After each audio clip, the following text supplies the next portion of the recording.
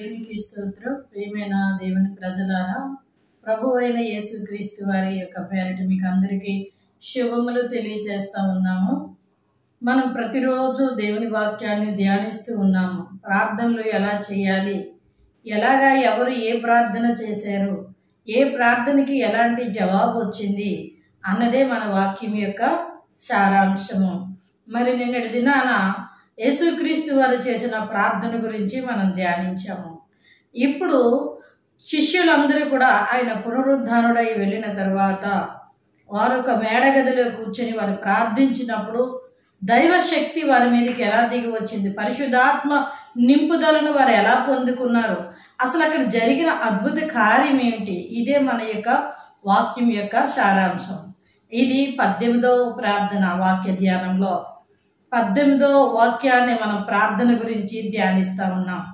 ప్రభు చిత్తం అయితే మరి ఇక్కడతోటి ప్రార్థన వాక్యాలు ఇంకా ముగించి ఇంకా మరొక వేరే అంశాలు అనేకమైనవి బైబిల్ గ్రంథంలో ఉన్నాయి కనుక వాటిని మనం ధ్యానించడానికి దేవుని కృపలో దేవుని చిత్తం అయితే అది జరుగుతూ ఉంటుంది. కనుక ఈరోజు చెప్పబడుచున్న వాక్యం ఏంటంటే అపోస్తుల కార్యాలు 2వ అధ్యాయము 1వ వచనము నుండి చదువుతాను. పెంతెకొస్తు పండగ దినము వచ్చినప్పుడు అందరూ ఒక చోట కూడి ఉండిరి. అప్పుడు వేగముగా వీచు బలమైన గాలి వంటి ఈ యొక్క ధ్వని ఆకాశము నుండి అకస్మాత్తుగా వారు కూర్చుండి ఉన్న ఇల్లంతయు నిండెను. మరియు అగ్ని జ్వాలల వంటి నాలుకలు విభాగింపబడినట్టుగా వారి కనబడి వారిలో ఒక్కొక్కరిని మీద వ్రాలగా అందరూ పరిశుద్ధాత్మతో నిండిన వారై ఆ ఆత్మ వారికి వాక్శక్తిని అనుగ్రహించుకొన్నది అన్య భాషలతో మాట్లాడసాగిరి. హల్లెలూయా. పెంతెకొస్తు పండగ దినం అంటే యేసుక్రీస్తు వారు పునరుద్ధానుడు అయిన తర్వాత 50వ రోజు ఆ దినాన పెంతెకొస్తు పండగ అనేది వచ్చింది. అంటే అప్పటికి మనకి ఆ ప్రభువారి యొక్క శిలువ మరణాన్ని పెట్టి లెక్కలు కడితే 50వ దినాన వాళ్ళున్న సమయంలో వచ్చింది. యేసుక్రీస్తు వారు ఏం చెప్పారంటే శిష్యులకి, నేను వెళ్ళి ఆదరణకర్తలను మీకు పంపిస్తాను అని చెప్పారు. ఆ మాటను పట్టుకుని శిష్యులందరూ ఇంకా 120 మంది మొదటి అధ్యాయం నుండి చూస్తే అక్కడ అనేక మంది స్త్రీలు, పురుషులు, 11 మంది శిష్యులు వీరందరూ కలిసి ప్రభు నామమున వారి ప్రార్థన చేస్తూ ఉంటారు. వారు కూర్చుని ఉన్నారు, కూడి ఉన్నారు అంటే వారు ప్రార్థన చేస్తూ ఉంటారు. ఆదరణకర్త కొరకు కనిపెట్టమని ప్రభు వారు చెప్పారు కనుక ఆ ఆదరణకర్త పరిశుద్ధాత్ముడు దిగి రావాలి అని చెప్పి వారు చాలా బలమైన ప్రార్థన చేస్తూ ఉన్నప్పుడట అకస్మాత్తుగా వేగముగా వీచు గాలి వంటి ఒక ధ్వని వచ్చిందనమాట. ఎలాంటి గాలి యొక్క సౌండ్ ఎలాగైతే మన ఉద్ధృత రూపాల్లో మనం చూసాం గాలి యొక్క సౌండ్ ఎలా వచ్చిందనేది, అలాంటి వేగముగా చాలా స్పీడ్గా వచ్చేటువంటి గాలి వంటి ఒక ధ్వని వచ్చి ఏమైందంటే ఆ అగ్ని జ్వాలల వంటి నాలుకలుగా విభజింపబడ్డదంట. వారు కూర్చుంటున్న ఇల్లు అంతటిను నిండెను. మరి అగ్ని జ్వాలల వంటి నాలుకలు విభజింపబడినట్టుగా వారికి కనబడి వారిలో ఒక్కొక్కరి మీద వ్రాలగా అందరూ పరిశుద్ధాత్మతో నిండిన వారే. ఆ ఆత్మ వారికి వాక్శక్తిని అనుగ్రహించిన కొలది అన్య భాషలతో మాట్లాడసాగిరి. అగ్ని జ్వాలల వంటి అంటే అగ్ని జ్వాలలు వస్తున్న ఆ గోళం ఏదైతే వస్తుందో అది గాలి వీస్తే ఎలాంటి సౌండ్తో వస్తుందో అలాంటి సౌండ్తో వచ్చి అది విభజింపబడిందంట. అంటే నాలుకల్లాగా ఒక్కొక్కరి మీదకి దిగి వచ్చి ఒక్కొక్కరి మీద ఆ ఆత్మ ఏమైందంటే అక్కడ ఉన్న వారందరి మీద ఉరాలిందంట. ఒక పక్షి, ఒక పావురం ఒక చెట్టు మీద ఏ విధంగా ఎగిరి రాలుతో ఆ యొక్క నిలబడుతుందో, రాలటం అంటే ఆ చెట్టు మీద ఆ పక్షి నిలబడటం అన్నమాట. ఎలా ఎగురుకుంటూ పైనుంచి వచ్చి ఆ చెట్టు మీద నిలబడుతుందో అలాగే అగ్ని జ్వాలల వంటి నాలుకలు వాళ్ళ శిరస్సు పైన వాళ్ళ మీద వ్రాలగా వారేమయ్యారట అన్య భాషలతో మాట్లాడసాగినారు. హల్లెలూయా. ఎంత గొప్ప విషయమో చూడండి. ఇక్కడున్న వీరందరూ ప్రభువారి మాట తీసుకొని ఏక మనస్సుతో నాదొక మనసు, నీదొక మనసు, వాళ్ళదొక మనసు కాకుండా అందరూ ఒకే మనసుతో, ఒకే స్వరముతో ప్రార్థన చేస్తూ ఉన్నారు. హల్లెలూయా. పరలోకం నుంచి పరిశుద్ధాత్ముడు దిగి రావటం అంటే అది సామాన్యమైన విషయం కాదు. ఆ రోజు ఆ పెంతెకొస్తు పండగ దినాన దిగిన పరిశుద్ధాత్ముడు నేటికి కూడా ఆయన సంచారం చేస్తా ఉన్నాడు. ప్రతి సంఘములోనూ ఎవరైతే ప్రార్థిస్తున్నారో, ఏ సంఘం అయితే ప్రార్థిస్తూ ఉందో ఆ సంఘములో ఆత్మ కుమ్మరింపబడతా ఉంది. ఇంకా ఎక్కడిద్దరు ముగ్గురు కూడి ఆయన నామంలో ప్రార్థిస్తారో వారి మధ్యకి దిగి వస్తా ఉన్నారు. ఒకవేళ ఒంటరిగా ఏకాంతముగా దేవునితో సంభాషణ చేస్తూ ప్రార్థిస్తున్నారో వారి మీదకి కూడా దిగి వస్తూ ఉన్నారు. ఆ రోజు వారు చేసిన ప్రార్థనల ద్వారా ఈనాటికి పరిశుద్ధాత్ముడు సంచారం చేస్తూ ఉన్నాడు. హల్లెలూయా. అంటే భవిష్యత్తు కాలంలో జరగబోయే విషయాల కొరకు దేవుడు వారందరినీ కూడా సిద్ధపాటు చేసి ప్రభు అయిన యేసుక్రీస్తు వారిని ఆదరణకర్త కొరకు కనిపెట్టమన్నాడు. ఈరోజు నీవు బలహీనతతో, వేదనతో బాధపడుతున్నప్పుడు, దేవుని వాక్యము మాట్లాడుతూ ఉన్నప్పుడు ఎవరు నిన్ను ఆదరిస్తున్నారు అంటే పరిశుద్ధాత్ముడు. హల్లెలూయా. నీ హృదయాన్ని చూసి, నీ కుటుంబ పరిస్థితిని చూసి, నీ యొక్క ప్రతి పరిస్థితిని ఆయన చూస్తున్నాడు. చూసి పరిశుద్ధాత్ముడు నిన్ను ఆదరిస్తూ ఉన్నాడు. ఎక్కడ దేవుని వాక్యం ఉంటే అక్కడికి నిన్ను నడిపిస్తూ ఉన్నాడు. రోడ్డు మీద వెళ్తున్నప్పుడు గోడ మీద దేవుని వాక్యం ఉంటే నువ్వు వేదనతో వెళ్ళిపోతూ ఉన్నప్పుడు ఆ రోడ్డు మీద గోడ మీద వాక్యాన్ని చూపిస్తూ ఉన్నాడు. అటు తిరిగి చూడాలి. ఆ మాట చూసినప్పుడు నీకు ఆ మాట ఎంతగానో ఆదరిస్తూ ఉంటుంది. హల్లెలూయా. ఒకరోజు నాకు ఇదంతా కూడా వెన్నిలో లాగి కాలు చెయ్య లాగిస్తూ ఉంటే చాలా వేదనతో కేజెచ్కి వెళ్తున్నాను. నేను చాలా వేదనతో వెళ్తున్నాను. ఎందుకంటే ఏమైపోతాను అన్న భయంతో ఈ చెయ్యి అంతా చాలా విపరీతమైన మెడ అది కూడా చాలా బాధ పెట్టేస్తుందని కేజెచ్కి వెళ్తున్నాను. ఎక్స్రే రాశారు. ఎక్స్రే తీసుకోవడానికి చాలా హృదయం అంతా కూడా రోదన. అలాంటి సమయంలో ఎదురుగుంట ఒక ఆటో వస్తుంది. ఆ ఆటో మీద ఏముందంటే, భయపడకము, నేను నీకు తోడై ఉన్నాను, నీవు నా సొత్తువై ఉన్నావని ఉంది. హల్లెలూయా. ఆ వాక్యము నాకు ఎదురవటానికి, నేను ఆ వాక్యానికి ఎదురుగా వెళ్ళటానికి, వేదనతో కలిగి వెళ్తున్న ఈ హృదయానికి ఆ వెళ్తున్న ఆ వాక్యం ఎదురవటానికి మధ్యవర్తిగా పరిశుద్ధాత్ముడు, అంటే పాప పరిహారార్థముకై యేసుక్రీస్తు వారు మధ్యవర్తిగా వచ్చారు. ఇప్పుడు ఆయన ప్రజలైన వారు వేసారిపోతున్న స్థితిలో వారిని ఆదరించడానికి, ధైర్యపరచడానికి పరిశుద్ధాత్ముడు పనిచేస్తూ ఉన్నాడు. హల్లెలూయా.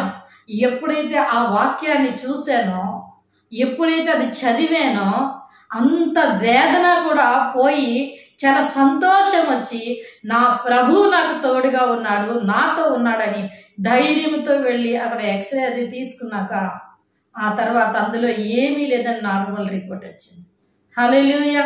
ముందుకు ఈ మాట చెప్తున్నానంటే, వేదనతో ఉన్నవంటి వారిని ఈనాటికి, నేటి దినాల్లో, ఆ రోజు వారు చేసిన ప్రార్థనలకి నేటి దినాల్లో పరిశుద్ధాత్మ దేవుడు అట్టి రీతిగా ఆదరిస్తూ ఉన్నాడు. ఆ పరిశుద్ధాత్ముడు అలా రావడానికి గల కారణం, అక్కడున్న ఆ యేసుక్రీస్తు వారితో సావాసం చేసిన శిష్యులు, ఇంకా ఆయనకు పరిచర్య చేసినటువంటి వారు, ఆయనతో వెంబడించినటువంటి వారు అందరూ కూడా ఆదరణకర్త కొరకు కనిపెట్టి వారు నిద్రాహారాలు మానేసి వారు ప్రార్థన చేస్తూ ఉంటే ఆ యొక్క అగ్ని జ్వాలలు దిగి వచ్చాయంట ఆకాశం నుండి. హల్లెలూయా. పాత నిబంధన గ్రంథంలో ఏలియా అగ్నిని దించుతారు. హల్లెలూయా. అది ఏలియా ఒక్కడే దించగలిగాడు ఆకాశం నుండి అగ్నిని.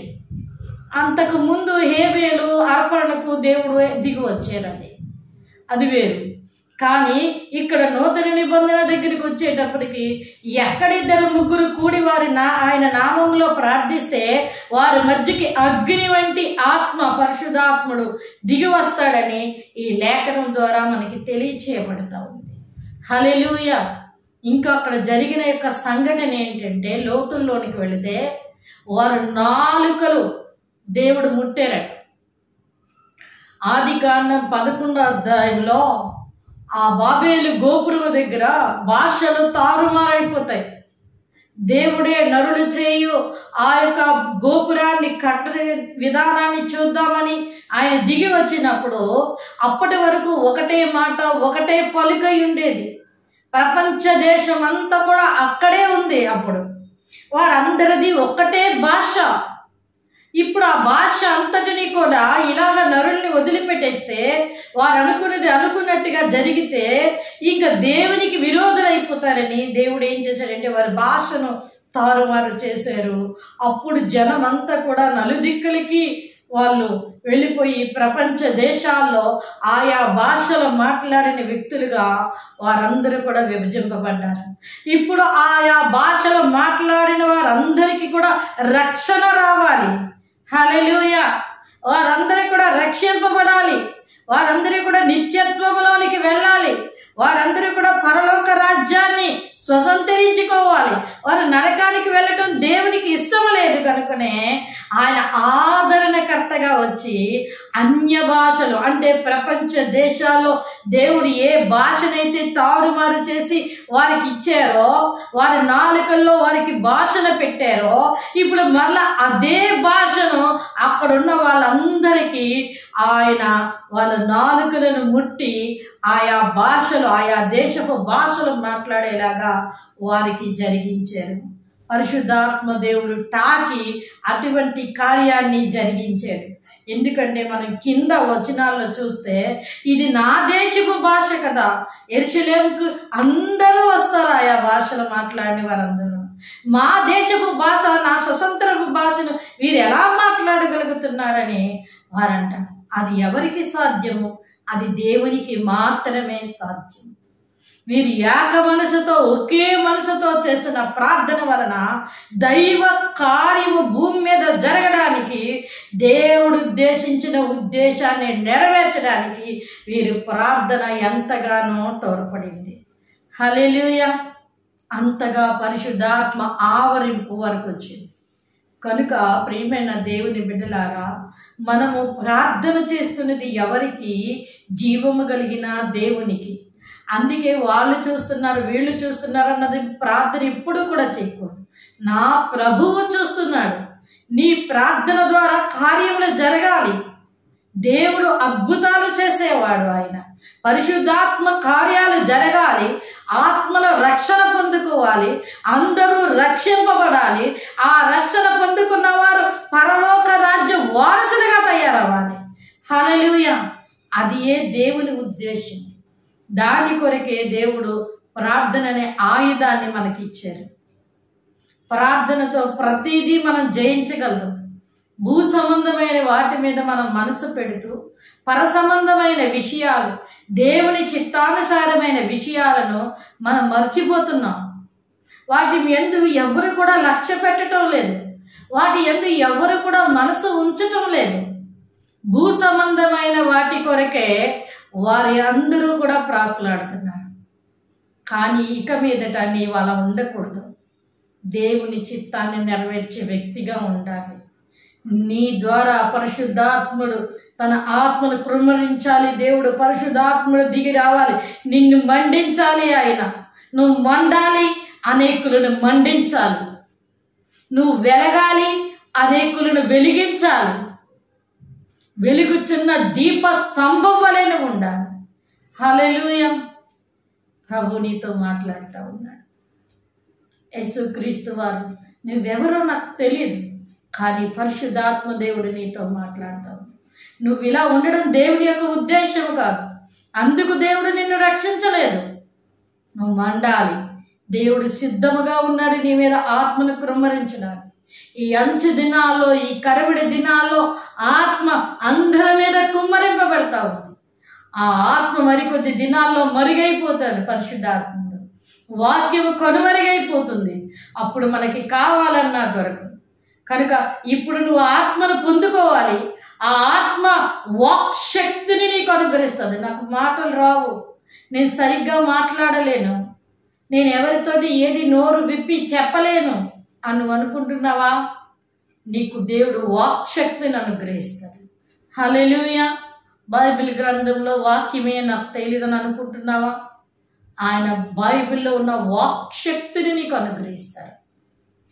10 మాటలు వాక్చాతుర్యంతో చెప్పటి కంటే ఒక్క మాట వాక్శక్తితో నువ్వు చెప్పితే ఎదుటి వారి హృదయాలు తెరవబడతాయి. అది పరిశుద్ధాత్మ దేవుని యొక్క కార్యం. హల్లెలూయా. అలాంటి కార్యము నీలో జరగాలన్నదే దేవుని యొక్క ఉద్దేశం. కనుక నీవు అట్టి రీతిగా నువ్వు మారాలి. ఇక మీదటైనా ఇక్కడ వీరందరూ చేసిన ప్రార్థనకి ఆకాశం నుండి అగ్ని జ్వాలలు దిగి వచ్చి అవి విభజింపబడ్డాయంట. అంటే ఒక్కొక్కరి మీద రాలేయడం. నా మాటలు కాదు, ఇది దేవుని వాక్యం. ఎందుకు ఈ మాటలన్నీ గ్రంథంలో రాయించారంటే యుగాంతమందున్న మనకి బుద్ధి కలగటం కొరకు. ఆ వాక్యాన్ని చూసి మనం వాక్యానుసారంగా నడవాలని కానీ, వాక్యాన్ని చూసి వాక్యాన్ని ప్రక్కత్రోవ పట్టించి ప్రక్క దిశగా వెళ్ళాలని కాదు. కనుక దేవుని ఉద్దేశాన్ని నెరవేర్చడానికి నువ్వు నిలబడాలి.